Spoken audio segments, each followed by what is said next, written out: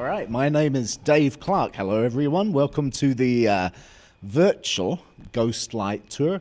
I've been doing these tours once a month for a couple of years coming up now. And of course, you can see I have my virus beard. It's grown out quite well. And we can't do it. We can't do the tour. So, me and Owen, who is on the other side of that camera, hello Owen, we are doing a virtual one. Thanks to Edmonton's Metro Cinema and the Edmonton Heritage Council for supporting the Ghost Light Tour. So it's a history tour of the Garneau Theatre. So let's go into the auditorium, shall we?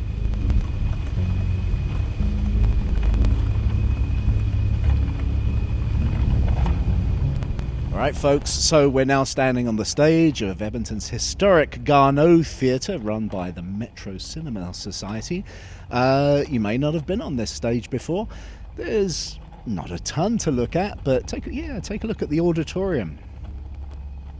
Imagine how this was in 1940 when this building opened. We'll talk about that a bit later. But most importantly, to kick off, this is a Ghost Light. Ghost Light has a very practical function in buildings and theatres and convention centres.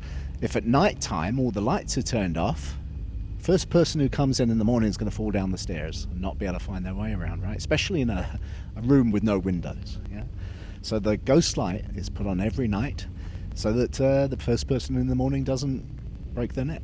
Pretty practical reason. There is also a less practical but very interesting reason. They leave the ghost light on so that the ghosts that inhabit a building can come out and play at night.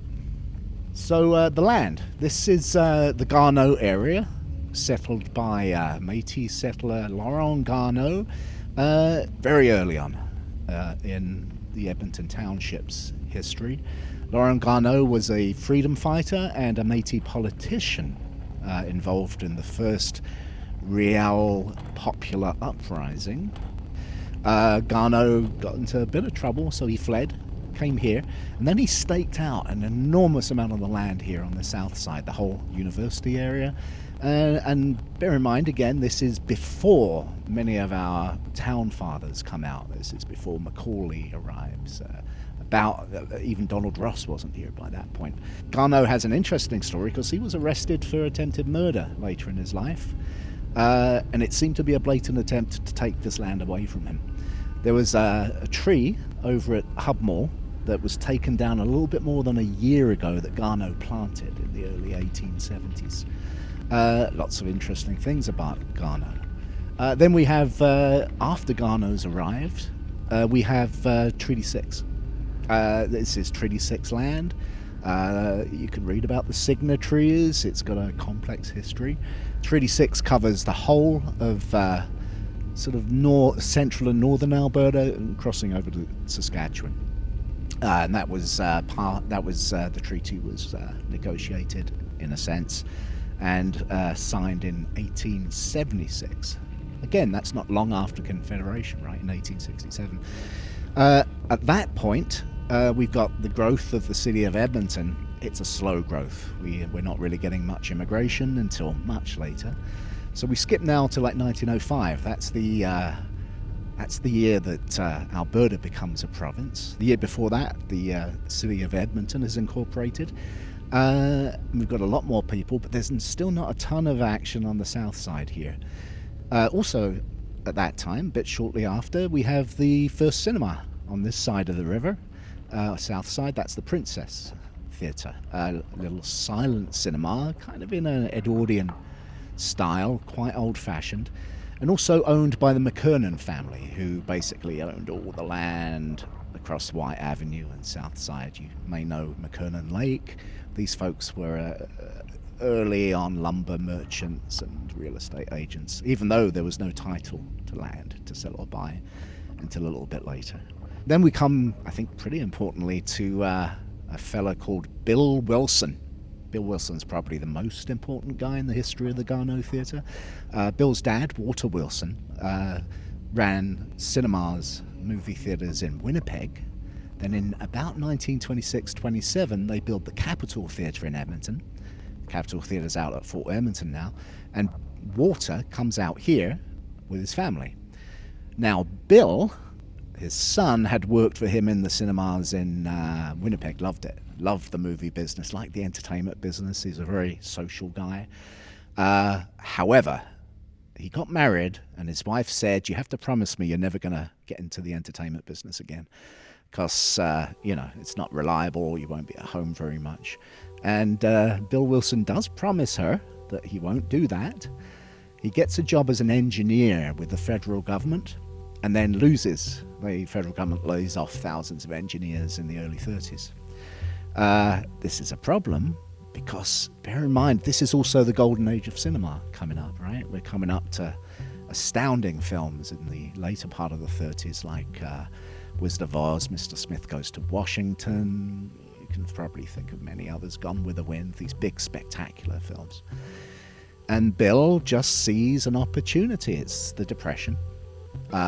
What do people want in the Depression? They want cheap entertainment. So Bill scouts around. He's got his eye on this bit of land in the Garneau area, just off what is now called 109 Street. It's an old Imperial gas station, actually a service station. Pretty much the whole 2 blocks is one big deserted service station. Bill's got his eye on this land, but he wants to dip his toe in first. So he incorporates a company called Suburban Theatres Limited. Now, bear in mind, the suburbs back in 1936 were a little different from our suburbs today, right? And Bill writes up some plans. He hires an architect, who we'll talk about a bit later, called William Blakey, another Bill. And they opened a smallish cinema up on 124th Street. It's called the Roxy Cinema. It had around 500 seats, a bit smaller. It wasn't Bill's dream of a movie palace, because he wanted a really big one, right? Size does matter when it comes to cinemas, I guess, in those days. And then they opened the Roxy, and it does gangbusters. And bear in mind, that's in the suburbs of Edmonton, 124th Street, about 107 Ave. As you probably know, or maybe not, the cinema, the Roxy, burnt down a few years ago.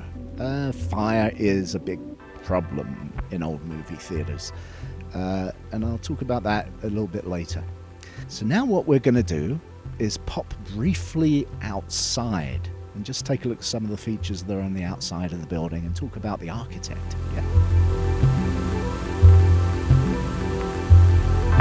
We're outside, there's a wasp attacking us, but otherwise we are fantastic. I think one thing, as we're standing right here, take a look right up there.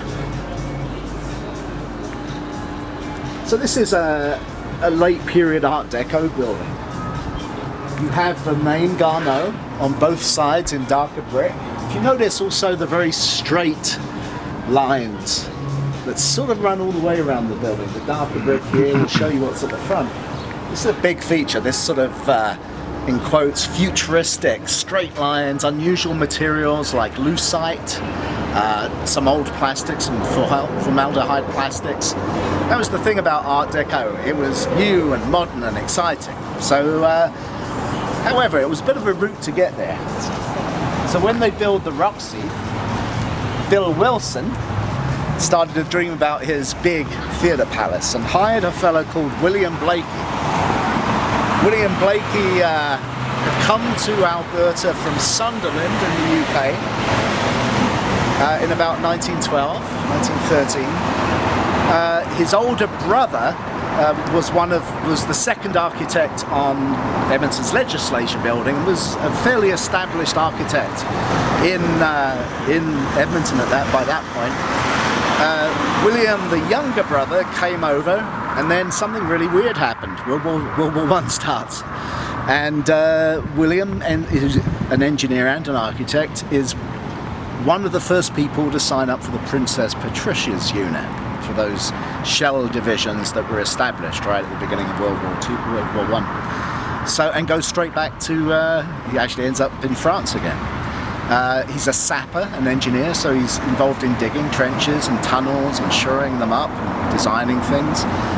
He has a great story about riding his bicycle through the trenches. Doesn't sound very exciting to me, sounds very dangerous, but probably not as dangerous as riding a bicycle in Edmonton. One thing he did see in Paris, though, was the very early forms of Art Deco. Yeah.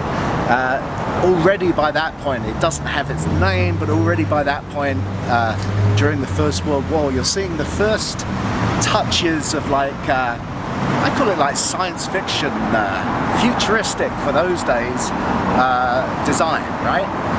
Art Deco, you can Google it. Really briefly, Art Deco was a movement that lasted from about World War I, a bit after. Kind of swept the West quite quickly. Chrysler Building, Empire State Building in New York are good examples of Art Deco. If you think about radios and theremins and vacuum cleaners, they've got these unusual futuristic looks, a real break from the sort of Edwardian period just before it. Just in the front here. So we're walking towards the front of the Garneau Theatre now. It's quite sunny today, so just getting a little shade for my bald head. So there's an interesting thing that happens. The younger Blakey joins his older brother in his architectural firm and builds well over 24 buildings in Alberta, many of which still stand. Other designs that Blakey did were for the Masonic Hall, for Trinity Church, a whole bunch of others. He even has a beautiful little Art Deco house up in Glenora, which you can find with a Google search pretty easily. Well worth visiting. But like a lot of things, Art Deco came late to Edmonton. So this is the original canopy. All these shops, the whole Garneau block, was built at the same time. Bear in mind that back in the late 30s, this is a pretty empty area. We don't have a lot of development. There aren't a lot of stores around here. If you look at old photos, you'll see there's not much around here. So we're going to head on back through the side door and head into the lobby. Let's all go to the lobby, etc., etc. When they announced they were building the Garneau Theatre in 1939, the McKernan family announced they were building a movie theatre just a couple of blocks south of here. It was to be the Vascona Theatre. It was 500-seat Art Deco theatre, but more importantly, I.F. Shaker was on the incorporation papers for that theatre. So I think he jumped ship in some way, or saw that there were good opportunities in the movie theatre business and wanted his own piece. I have no evidence for that, but the record does sort of insinuate that. So the Vascona is planned to open a couple of months before this theatre opens. And they panic. The two bills basically look at the plans and they're like, okay, do we just make it a small theatre instead and build it to beat the other theatre? No, Bill Wilson doesn't want that. What he wants is his movie palace, so he sticks to that. What they do, the only concession they do is cut the balcony, which reduces the seat numbers by a couple of hundred, and they create a mezzanine instead, which is like a walkable steep balcony. So the Vascona opens in July 1940, then this building opens at the end of October 1940. On the first day, which was first big show, the opening night was 9:30, Thursday, October the 24th, 1940. Now I want you to imagine you're coming in. This would have been the original box office right here in the middle. You would have seen two clocks on top of the box office. One clock would have given you the start of the program time. The other clock would give you the end. 5 cents gets you an entire program, including community singing, maybe cartoons, certainly a war newsreel at that time. The community singing would always involve the singing of God Save the King, for it was a king at that time. Then as you moved in, there would have been a bunch of young ushers, mostly older teenagers, in pillbox hats and little outfits, and this was the coat check. So you'd actually have your coat checked in here, very luxurious and fancy. This is where the concessions is now. And then you'd enter the theatre. Now on opening night, like all the luminaries, particularly of South Side Edmonton, were here. Bill Wilson would have been hanging out in his office. This is still the theatre manager's office here. That's where he spent a lot of his time, keeping a close eye on who was coming in and out. And you have a lot of newspaper coverage back in the day for this opening night. So the Edmonton Bulletin, Edmonton's first newspaper, calls the theatre spacious, attractively designed, and modern in every detail. Doors and pillars in the foyer are made of gunwood, like this, and add much to the decoration, as does the wall of bricks facing south, bringing rich sunlight. They're behind me there. You might check out the custom-designed light fixtures. You're surrounded by gold-trimmed pillars. Originally, there was a lot of gold paint here. There was a fireplace over here. Philodendron patterned wallpaper. And there's nothing like this anywhere else in Edmonton. And something I do want to point out is that it's asymmetrical, right? You've got pillars, a big curvature that goes all the way down the side of the building. Where that big curvature is, you can see the doorway that would have led, the serving hatch that would have led to the coffee shop next door, behind that poster frame there. The first movie to show here in 1940 was called The Great Waltz, starring that massive star Ferdinand Gravy. Yep, that's a real actor. The Great Waltz is about Johann Sebastian. It's about the guy who wrote The Blue Danube, right? So, and it's a very boring film, but it didn't really matter that night because it was a big event. The stage of the Garneau was built. It's been built out a bit more, but was intended to be built for like parties and political rallies and other events, so it was also intended as a live space. If you look up and down the sides, these light fixtures aren't original. These light fixtures come from the Garneau Theatre, which was demolished in the late 80s. So I kind of feel like the Garneau won that prize in the end. All right, let's look at the seats as we move up towards the back. These stairs take you all the way to the projection booth. Now, the history of the Garneau is a history of diminishing seats. It originally had over 900. They must have been tiny, though. Some of the features of the seats made of mohair, blue backs, leather, quite opulent, much smaller than they are now. Every other row on the ends had what they call, let's just call it a love seat, actually, a sort of little mini two-seater with no armrest. So mum and dad on a date could get a babysitter and come and snuggle on these little double seats. Or if the cinema was packed, which it often was, you could make a nice new friend. And you also have to imagine more gold. Much more gold. The walls were blue, sort of abstract fish imagery, but with unusual metallic paints all the way through. In an electric light. Right, now we're going to go up to the projection booth at the back of the theatre, and Mr. Owen Armstrong is going to, one of our projectionists, is going to show you how to thread a spool of film.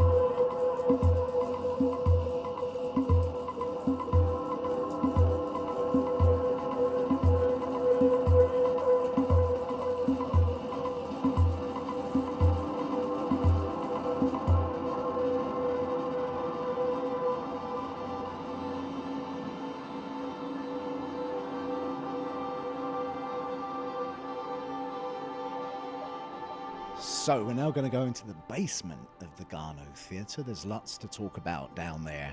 A few surprises as well, so follow me. So as you hit the basement here, you'll notice that the floor is this checkerboard. It's upstairs as well, but this is the original floor for down here.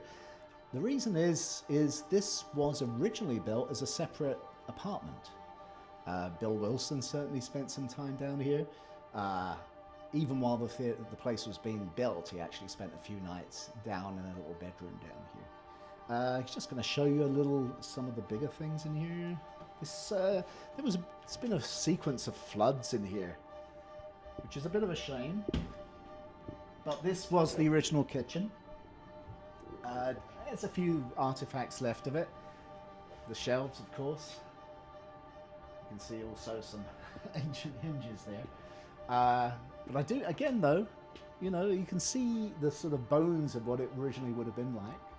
Another thing as we go through is Bill Wilson, the fellow whose baby this whole building was. He retired in the early 70s, but didn't leave the building, much to his wife's displeasure. What he did is he moved Suburban Theatre Holdings down here into an area that was a bedroom at one point. We'll take a quick look, see if we can see it. And Bill continued to run Suburban Theatre Holdings from here. There's the office that the programmer and the executive director of Metro have. That office used to be a primal scream therapy office in the early 70s. There was a separate entrance, so you didn't have to go through the theatre to see the psychologist. And there's a little bit of evidence along the door rim that there were two doors there. Primal scream therapy offices from the 70s. There's a couple in Edmonton, are carpeted. So you can go in, scream your lungs out and purge yourself of negative emotions. And then you could have come downstairs and watched, Ingmar Bergman's Cries and Whispers or Clockwork Orange. No, you couldn't have done that. Banned in Alberta. So this was... This sort of area was originally a combo bedroom. There's little bits of evidence of it. The stuff that looks like a dad basement from the 60s, well, it's actually a granddad basement from the 40s and 50s. But this is one of Bill's main offices here. He spent a lot of time here, even though Suburban Holdings only ran one theatre. He had other real estate things that he did. The current green room and dressing room is all back there, all brand new. There's one more place, if we can squeeze into it. This was his original bedroom, although there's evidence he moved around a lot. It's a bit crowded back here, but there is some evidence of what used to be in here. So, there's a raised area here. This is original from... I'm going to say the 40s. You can see the little doors. There's a little trap door there that leads you back. And if you go back here, you can eventually access the original heating and air conditioning system. It's a great big long tunnel with scary David Lynch fans at either end. The intake is on the roof where the little shed is, the little building on top of the roof. I've actually crawled under there to install wireless. It's a bit dusty. It's a good thing they turned off the fans. It was like a die-hard moment. So, Bill continues to stay here. It's his little paradise, right? The history of the Garneau after that, it actually closed down for a chunk of time in the early 90s. Famous players leased the cinema in 1941. And the last film famous player showed here was Patrick Swayze's Ghost. And then the building closed. Famous players ended the contract. Bill's dead by this point. A company called Magic Lantern Theatres eventually steps up to it, but it's not a cheap space to run. And of course, the suburban theatres now are in the big suburbs, and they're drawing away audience from these areas now. So the audiences are down, have been since the 80s. That was a near-death moment for the theatre, I think, at that point. It was a rep theatre for a bit, and it was a first-run theatre that flipped back and forward. And it's been through a series of hands now.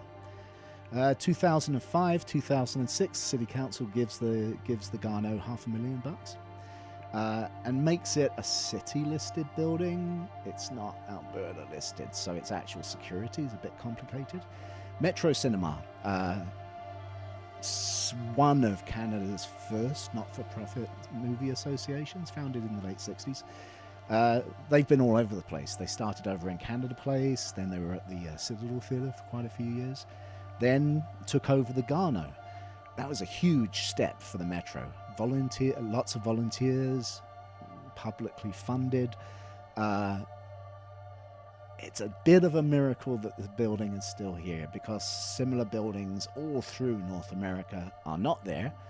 One interesting thing that some of our staff and volunteers do is keep an eye on movie houses closing down in Saskatchewan or Illinois, Coeur d'Alene, and get objects from them to kind of attempt to get this building looking a little bit like it would have done in 1940.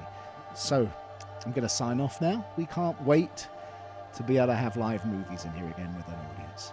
Thank you very much. Dave Clarke. Bye.